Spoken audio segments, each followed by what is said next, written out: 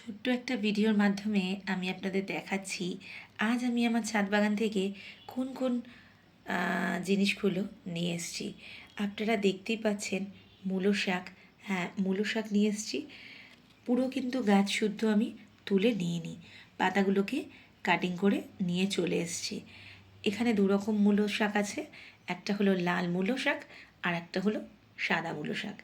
মূলো শাক খেতে বেশ ভালো লাগে, বেগুন দিয়ে মূলো শাক আমরা তো খাই, তাই ছাদ বাগান থেকে কিছু বেগুনও নিয়ে এসেছি।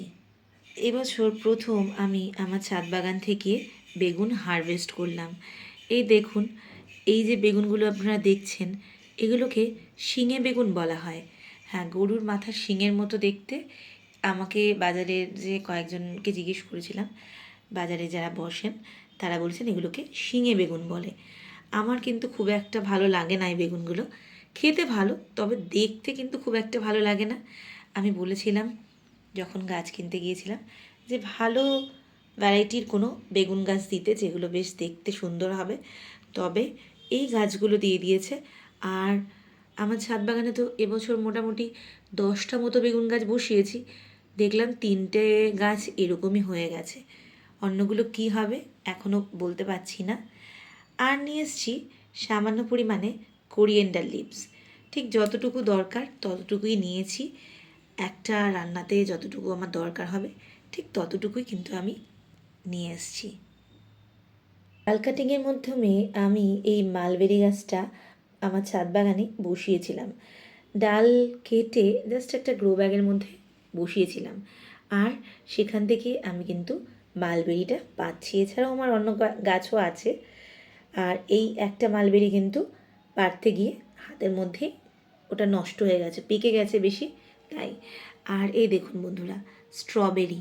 এর মধ্যে এই যে বড় স্ট্রবেরিটা আছে, এর খেতেও কিন্তু বেশ মিষ্টি, আর গন্ধটাও কিন্তু খুব ভালো। তবে এই যে ছোট ছোট দুটো স্ট্রবেরি আছে, এর কিন্তু অতটা মিষ্টি নয়। এক একটা না ভ্যারাইটি থাকে। আমি এই গাছগুলো পাটুলি থেকে কিনেছিলাম।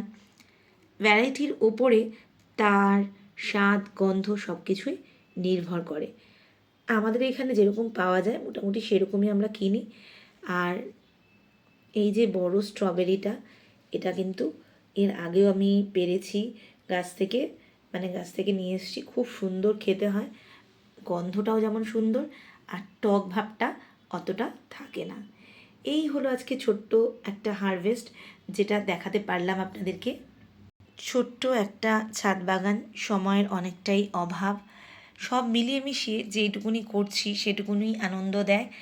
আপনারাও কিন্তু নিজেদের বাড়িতে চাইলে অল্প অল্প করে জায়গা থাকলে শুরু করতে পারেন।